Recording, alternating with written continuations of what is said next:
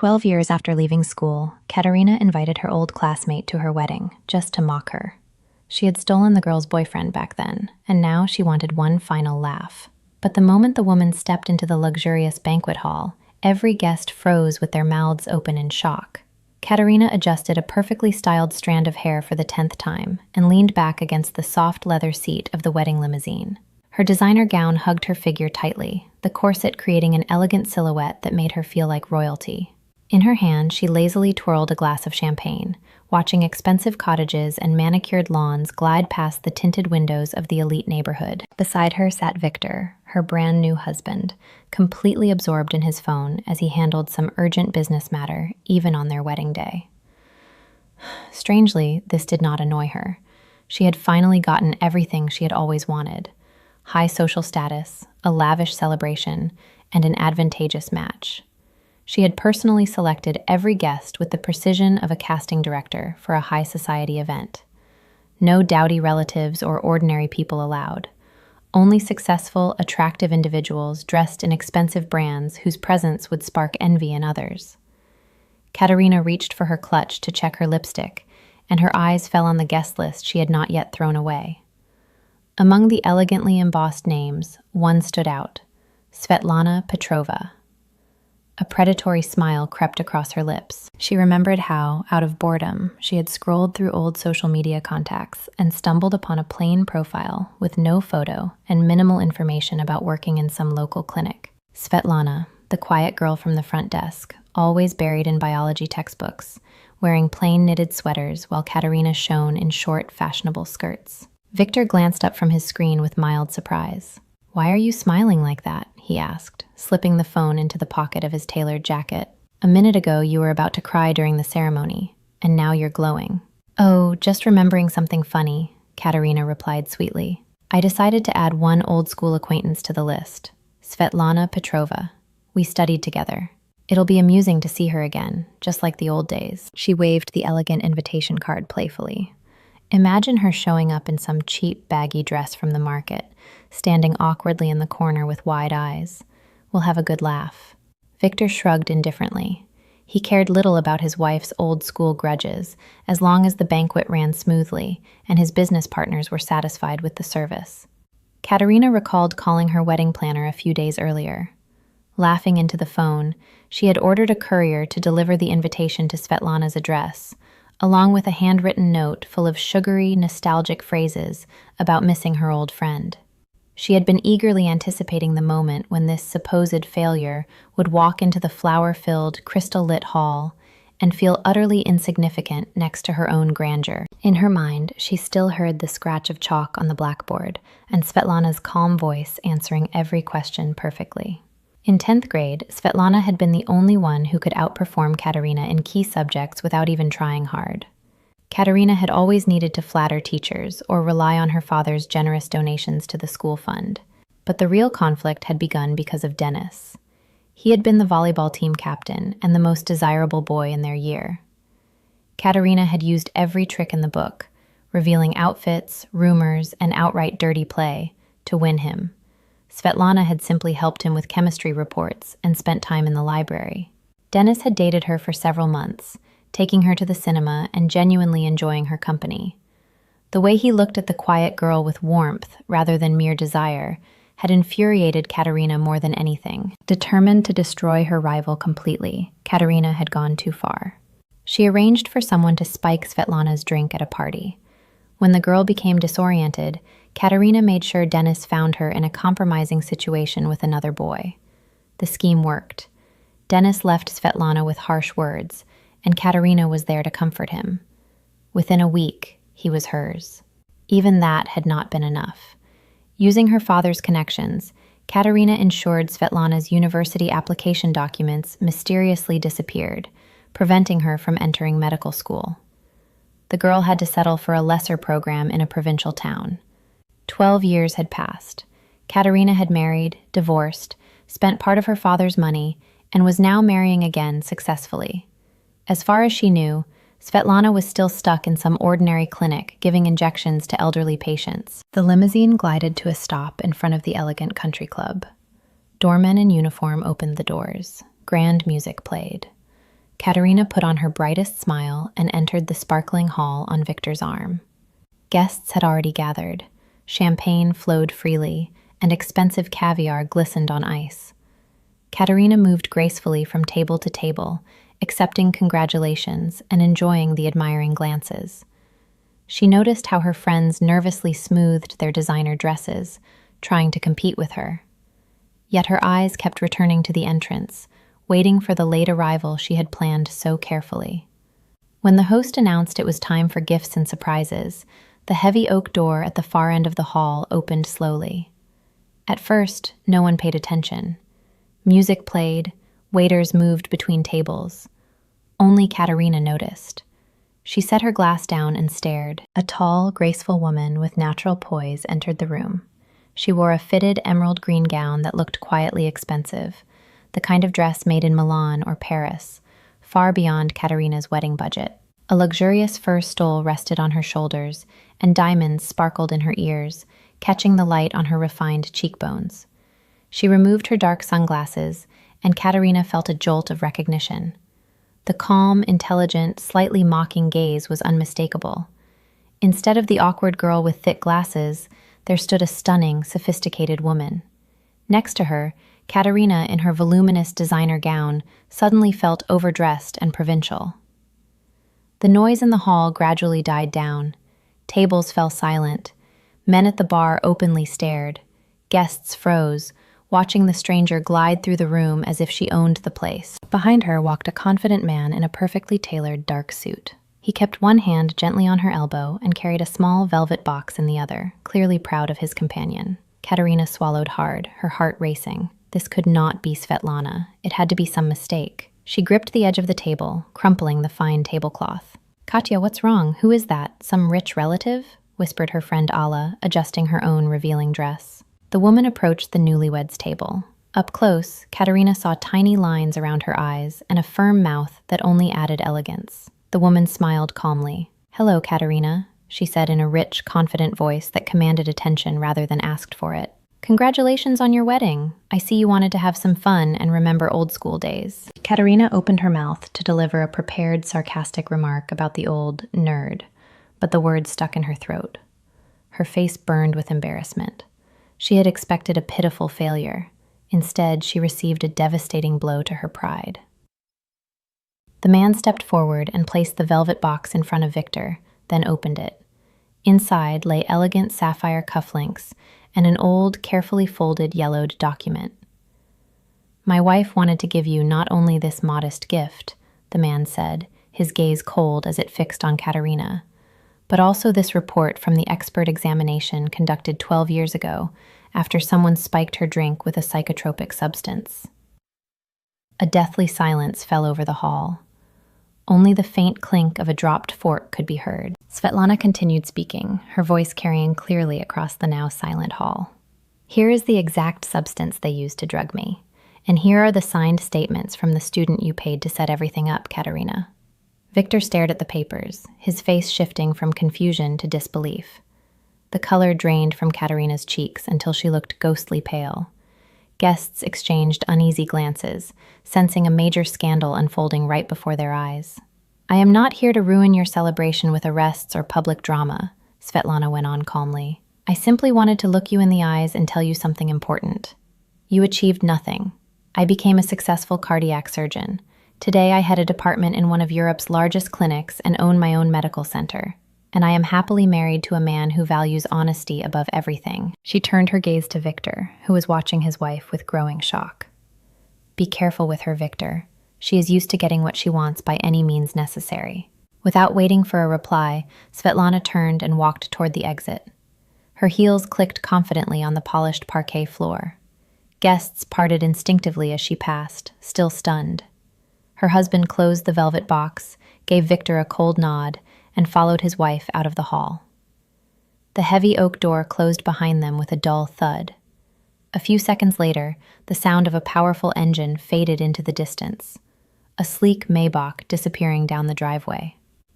A ringing silence hung over the banquet hall. No one dared move. All eyes turned back to Katerina, who stood frozen like a fish thrown onto the shore, gasping for air.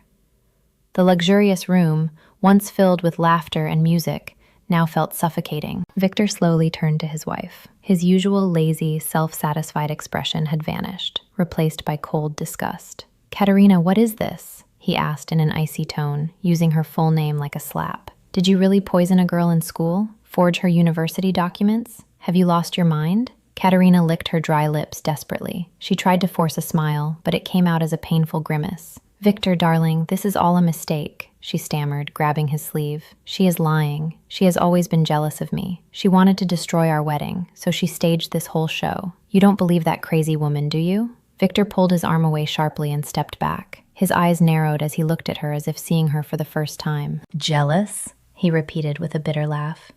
"That woman arrived in a car worth more than our entire wedding procession. Her jewelry alone could buy several of your father's annual budgets. And her husband, if I understood correctly, is Viktor Zaleski, the man who controls a huge share of private medicine in Europe. My partners have been trying to sign a contract with him for 3 years. What exactly could she possibly envy? Your dress that took 3 months to choose but still makes you look like a doll from a cheap shop window." A low murmur spread through the hall. Guests began whispering, exchanging meaningful glances. Katerina's friends, who had been flattering her just an hour earlier, now watched with poorly hidden glee. Ala was already typing furiously on her phone, spreading the news to everyone who had not been invited. The host, an experienced man with a forced smile, tried to save the situation. He stepped into the center of the hall and clapped his hands, signaling the musicians. "Dear guests, just a small misunderstanding," he called out with artificial cheer. "Let's raise our glasses to the newlyweds. The best is yet to come." But no one moved. Everyone waited for the final act. Victor raised his hand, ordering the host to be quiet. The music died again. "I want the truth," he said, staring straight into Katerina's eyes. "No more of your usual tricks and tears. What exactly did you do to that woman?" Katerina felt everything inside her tighten into a painful knot. She was trapped. All eyes were on her. Her perfect plan, her triumphant day, had turned into a nightmare. She opened her mouth to lie again, but could not produce a single word. In the mirrored wall, she caught her own reflection, disheveled, with smeared mascara and trembling lips. She looked pathetic. "It was so long ago, Victor," she whispered, lowering her eyes. "I was just a stupid teenager. I wanted Denis for myself, and she was in the way. I didn't think it would become so serious. It was only a joke. Just a joke." Victor laughed dryly, without any warmth. "You spiked someone's drink, ruined her reputation, destroyed her chance at a proper education, and now you call it a joke? Do you even realize you are a criminal? If she decides to file a complaint, I will have serious problems." He grabbed his glass from the table and drained it in one gulp. "Your father helped cover it all up, I assume," he continued. "So this is the kind of family I married into. Forgery, bribery, destroying anyone who stands in your way. Wonderful." At that moment, Katerina's father approached the table, a heavy-set man with a red face and a hard stare. He had heard Victor's last words and now glared at his son-in-law with displeasure. "Victor, stop this hysteria," he hissed through clenched teeth. "What happened in school is ancient history. Kids do foolish things. This is a celebration. People are watching. You are embarrassing my daughter." "I am embarrassing her?" Victor exploded. "Your daughter has put all of us in a position we will be digging ourselves out of for years. Do you know who that woman's husband is? Viktor Zaleski, the man who owns 15% of the private medical market in Europe. I dreamed of meeting him, and now he knows me as the husband of a criminal." Katerina's father turned even redder. He shifted his heavy gaze to his daughter. "Katerina, why on earth did you invite her? Just to mock her?" The bride remained silent, her head bowed. Her shoulders shook with silent sobs. She felt everything she had built over the years collapsing around her. Reputation, marriage, respect. All destroyed in 10 short minutes. Guests began to stir. Some stood up, put on their jackets, and picked up their handbags. No one wanted to stay at this cursed celebration. The wedding that was supposed to be the highlight of the social season was turning into a complete farce. "I demand a divorce," Victor said quietly but clearly. We have been married for only a few hours, and I already see I made a terrible mistake. We will consider the marriage invalid. I will call my lawyers." Katerina lifted her head sharply. Tears streamed down her face, ruining her expensive makeup. "Victor, please, don't do this," she cried, grabbing his arm. "I love you. I will fix everything. I will talk to her. I will apologize." Victor pulled away with visible disgust. "You don't love anyone but yourself, Katerina. You never have. Even now, you are not thinking about the person you hurt, but only about saving your own skin and keeping the status of a rich man's wife. You will not change. People like you never do." He turned and walked quickly toward the exit. Katerina's father tried to stop him by grabbing his shoulder, but Victor shook him off roughly and slammed the door behind him. Katerina remained standing in the middle of the hall, surrounded by guests who now looked at her with either pity or open contempt. Her mother buried her face in her hands and wept quietly. Her father, red as a beet, tried to calm everyone and convince them to stay, but no one listened. People left without saying goodbye, taking their gifts and leaving untouched dishes on the tables. Half an hour later, the hall was almost empty. Only Katerina's parents, two of her most loyal friends, and the confused host remained. The flowers were already wilting, candles burned low, and the expensive wedding cake with the bride and groom figurines stood untouched. Katerina sank onto a chair, staring blankly into space. Her hands lay limply in her lap. She still could not believe what had happened. That morning she had been a queen. Now she was a laughingstock. Her father sat down heavily beside her. "Well, are you satisfied now?" he asked wearily. "So many years have passed, yet you still cannot let go. Why did you need to dig up the past? Why invite her?" Katerina raised her swollen, tear-stained eyes to him. "I wanted to show her that I was better," she whispered in a broken voice. "That I had won, that I had everything and she had nothing." Her father smiled bitterly. "And what is the result? Who looks like a fool now? You lost your husband, your reputation, and possibly your freedom if that woman decides to take you to court." And she drove away in her luxury car with a loving husband and a thriving career. Who really won? Katerina covered her face with her hands and began to sob loudly. Her shoulders shook, and harsh, desperate sounds escaped her chest. She finally understood her father was right. She had lost everything. At that moment, Katerina's phone vibrated on the table. With trembling fingers, she opened the message. It was from Svetlana Petrova. "I will not file any charges. Not because I have forgiven you. You are already punished enough. Live with this shame and remember every day that your victory was fake. I am moving forward. Goodbye, Katerina." She read the words several times. Relief mixed with burning humiliation. No court case, yet the insult of being pitied felt worse than punishment. Tears dried up, leaving only emptiness inside. Katerina stood up, straightened her crumpled dress, and walked out of the hall without looking back. Her parents called after her, but she heard nothing. She needed to disappear. Outside, the last guests were driving away. No one said goodbye. She walked around the building, sat on a cold bench by the wall, and stared at the dark sky. Stars shone coldly, indifferent to her ruin. She remembered Svetlana as a quiet, kind, intelligent girl who never hurt anyone. Katerina had destroyed her life simply because she could. Now the roles had reversed. Svetlana had become everything she dreamed of, while Katerina sat at the ruins of her own making. She stayed on that bench until dawn. When the first pink light touched the sky, she stood up and began walking barefoot along the empty road toward the city, carrying her ruined wedding shoes in her hand. Sharp stones cut her feet, but the physical pain felt almost comforting. After a long time, she reached an old bus stop. An elderly woman with a large checkered bag was already waiting there. She looked at Katerina with sincere concern. "Dear, are you all right? You look like you ran away from your own wedding." Katerina gave a bitter smile. "Almost. Rather, they threw me out, and for good reason." The woman nodded understandingly, rummaged in her bag, and handed her clean old slippers and a simple coat. "Take these. It's not right to walk barefoot. My daughter is about your size." Katerina accepted them without pride. For the first time in years, she felt simple human kindness, and it brought tears to her eyes. She rode the old bus into the city, sitting by the window and staring at the passing scenery. A young mother rocked a baby nearby. Katerina looked at the child with aching longing. She realized she might never have this. Victor had been right. She could love no one but herself. 2 weeks later, after selling most of her jewelry, Katerina bought a train ticket to the city where Svetlana's charitable foundation had its main office. She did not know what she would say. She only knew she had to try. The next morning, Katerina stood nervously in the modern glass building of the Kind Hearts Foundation. Her hands shook as she waited in Svetlana's office.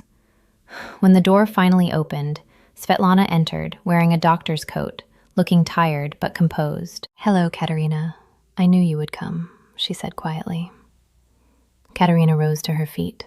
All the prepared words vanished. "I came to apologize," she whispered. "Not just with words. I want to become a different person.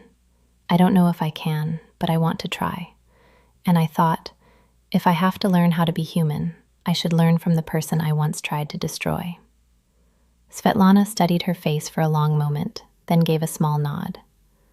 "We need volunteers in the children's cardiac ward. The work is hard, dirty, and unpaid. Can you handle it?" Katerina nodded quickly, tears streaming down her cheeks. "Yes, I'll be here tomorrow at 8. Remember, Katerina," Svetlana added softly, "the past cannot be changed, but the future can be built even on ruins, if you have the courage." Katerina left the office with tears in her eyes. With every step down the stairs, she felt a heavy burden of lies and hatred falling from her shoulders. The road ahead would be long and difficult, but for the first time, she was ready to walk it. She had lost everything she once valued: wealth, status, marriage.